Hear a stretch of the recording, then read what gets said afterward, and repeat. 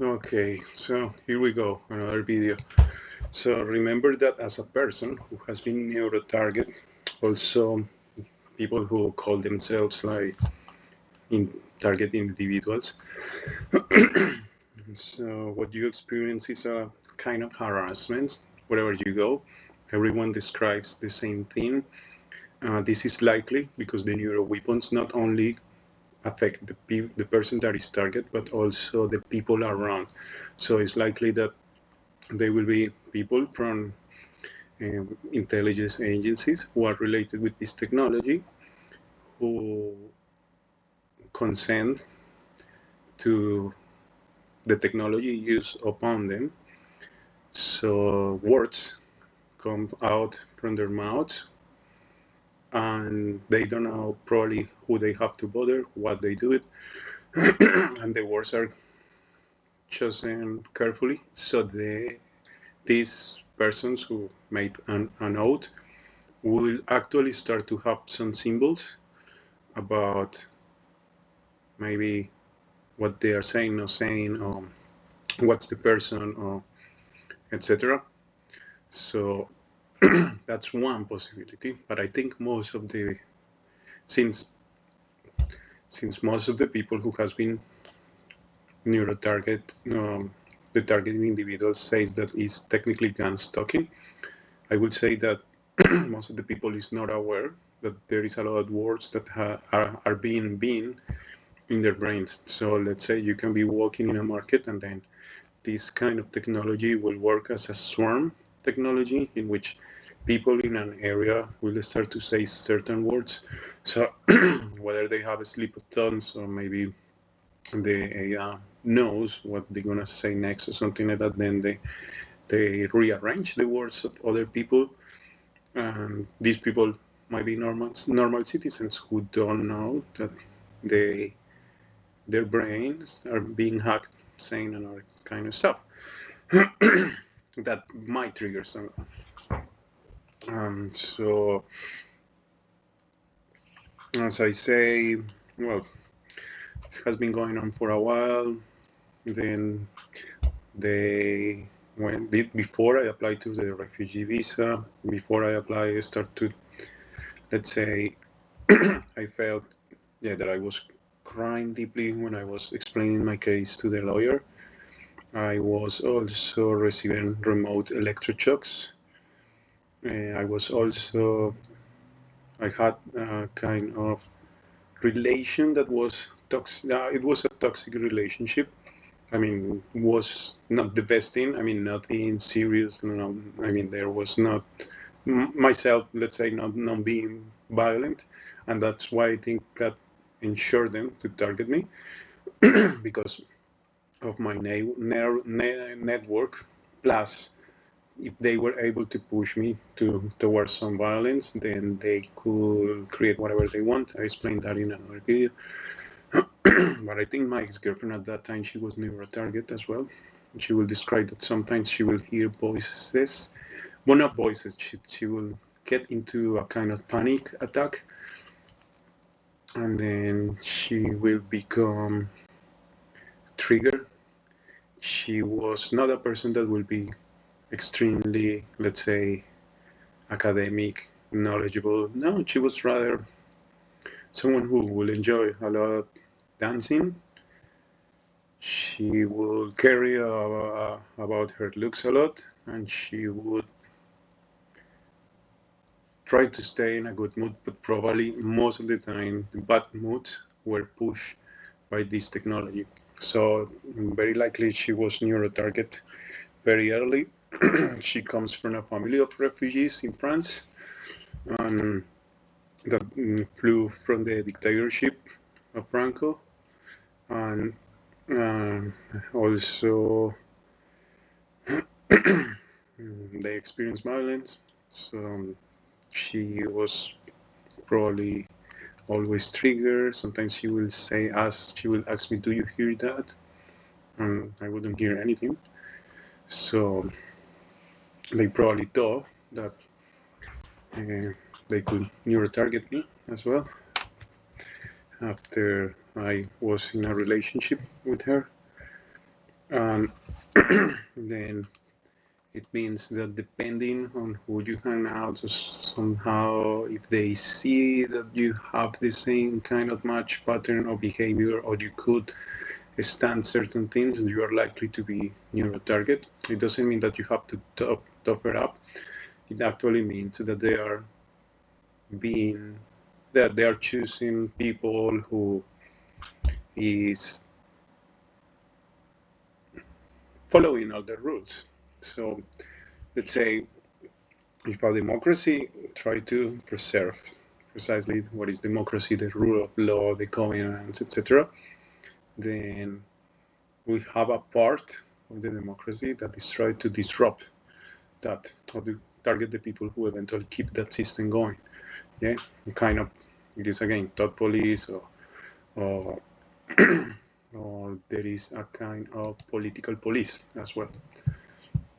And then if someone is likely to be used because it's not well known in the public, or because their contact list, or because misdiagnosis when someone has 5 years, 6 years, then this person is more likely to be neuro target, psyopath, etc.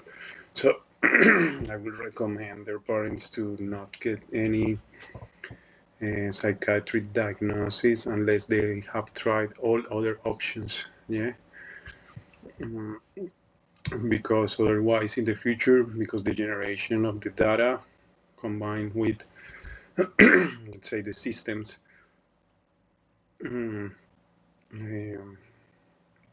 in my experience, all this situation in which they use everything against you, everything that you have produced of data, then it's likely that in the future they will perfect this in another more subtle manners in which people will be put in disadvantage because situations that happened to them when they were 5, 4 years, 3 years old, 1 year, all these situations, yeah. So, well, one of the things that they had been doing is that when I start to work in the Cardano project, that I apply using the well, this is the Cardano is the part or branch that makes Cardano a governance community that grows the system itself. So in the Catalyst, it's called Catalyst project.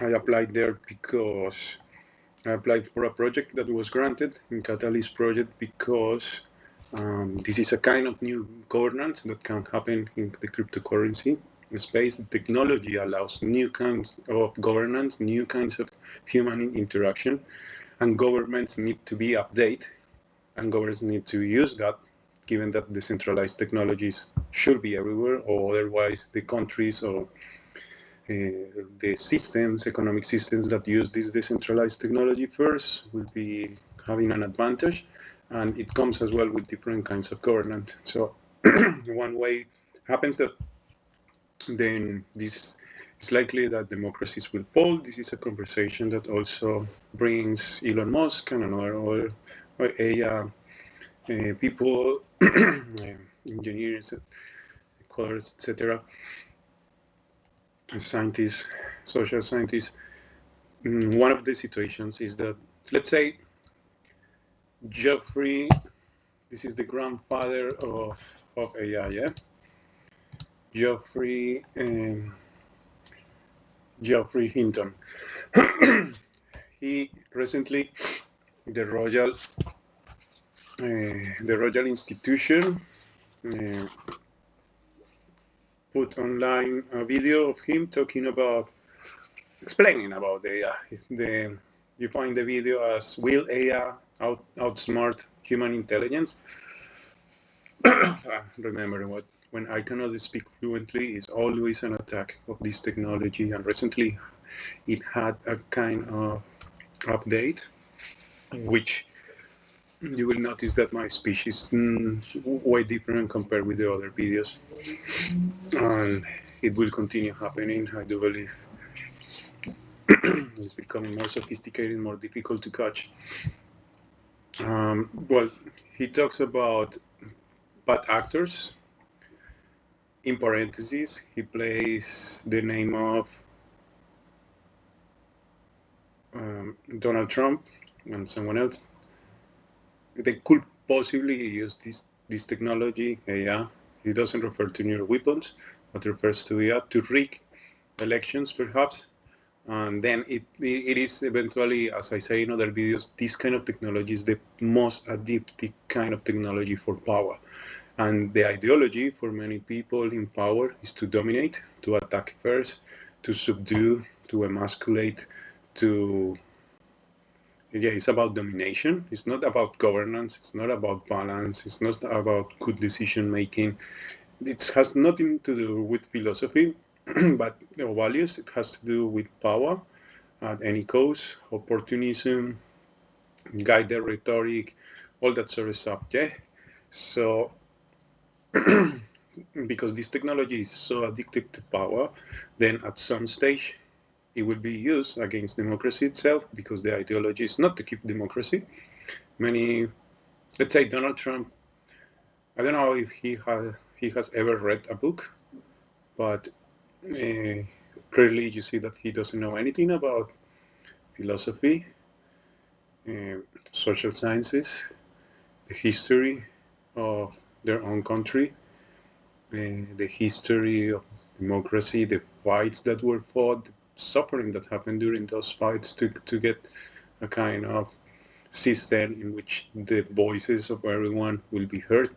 And that's why, the United States stops to be a colony to become something else, and then, that beacon of whatever is democracy, liberty, etc., is kind of not being bright as before, as I would say.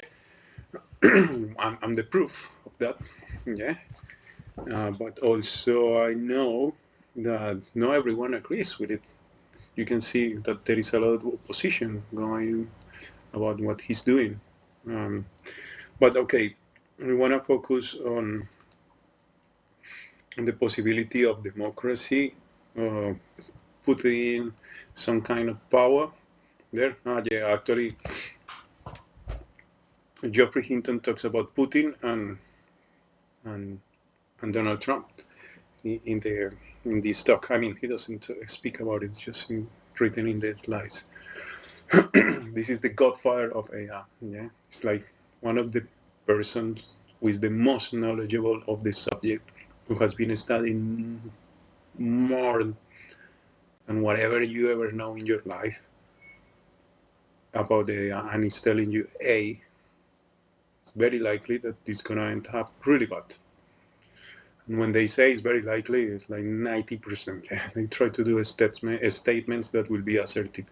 Yeah, but this is an academic. That's the problem with the academia, that people in power wants to have 100% assurance, but things never work in that way.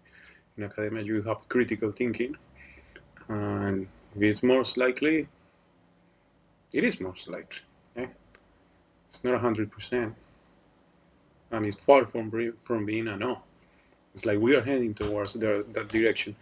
So then it's likely that at some stage, democracies will use that power against their own citizens, against the other parties, against the democracy system itself.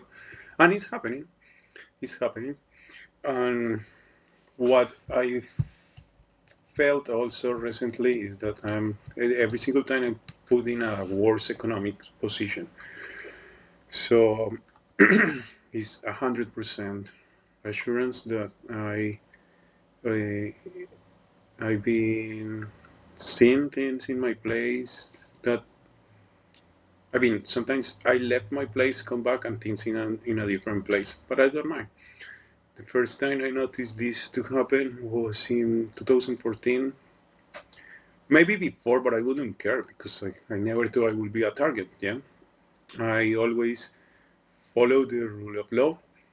Things that I regret that I've done, I pay my driver license straightforward in Colombia, but that's technically how the system works. At least in you pay the course, the driving course, but you don't have to do it necessarily. People is happy just to take the money, know that you drive, and give you a driver license. And otherwise, but it still is legal. It's one of the, it was a driver license given by the Minister of Transportation, and it has been also validated here in Australia because, in the embassy, they give you the certificate of it and they check if it is legal or not, whatever. Okay. But I never have any quarrel with the law. I always follow the rule of law.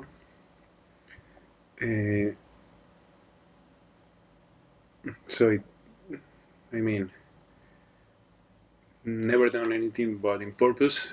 It was a time also I report already this to the police. When I arrived to Australia, someone who is the partner of someone that I know asked me to send $3,000 to his mom. And after I sent the money, trusting him, because I thought it was going to his mom, I didn't know the surname of him, but I filled the papers of Western Union, and I sent that money to his mom. And then I discovered that he was dealing with drugs. And I was like, oh, fuck. Yeah, but it's not my fault. And I think that, let's say, that's used as a kind of evidence for something, but it will be stupid because I've never been involved in drugs. And they know eventually that you cannot blame someone just by association. Someone who has to be guilty of something has to really be involved in the situation. And this is perhaps, imagine, you go to a place like in Colombia, you go to the south of the country, you buy a soft drink in a small shop, and you don't know that who owns the shop has, I don't know, what second degree family who is involved in some drug dealing. Then because you spent $1 there, or because it's the store of choice next to where you are staying, then they might say that you are collaborating with, I don't know, some kind of black, bad, underground, really dark markets, etc. And just because the association, depending on how they present this kind of information, the people is acting or could act as they are told without critical thinking. And what it feels is that maybe that could have been, let's say, pieces of the puzzle for which they could have attacked me. But honestly, it's very stupid. No, because the reality is totally different. But I recently discovered a term. This is called the Zersetzung, which is the kind of techniques that the Stasi was using in East Germany to discreditation, isolation, destabilization, neutralization, control of a target by surveillance, monitoring, social manipulations, psychological harassment, professional sabotage. And recently, I saw that, okay, my economics are really bad. Just recently, they entered to my place. I got a video in my phone, and they scratched the wheels of my bicycle. So the wheels got wrecked. I have to change the wheels. It cost me like $180, and I'm running out of money. And technically half of what I earn goes in rent. And since they extract ideas from your brain with this kind of technology, it might sound crazy for some people, but it's not crazy if you work as a scientist who is a neurological scientist who also is related with this is a piece of cake, especially if one of your mates is one of those electrical engineers, or maybe electro or telecommunications engineer, etc. Yeah, this is technically something that two-person could decode, do, replicate on own. Yeah. So it's not. I mean, sounds mind-blowing, but it's because you have not seen it, because you are not related with science, etc. But otherwise, it's totally possible. Yeah? It's like people doesn't even know how our phones work, but you are used to it, yet you don't know anything about that technology. So when you really think about, okay, you try to explain how a phone works, you have no clue. It's magic. Okay? It's the same thing. The other thing stops to be magic once you know how it works. Yeah, so okay, I'm gonna leave this short video for now and I will try to record another one later.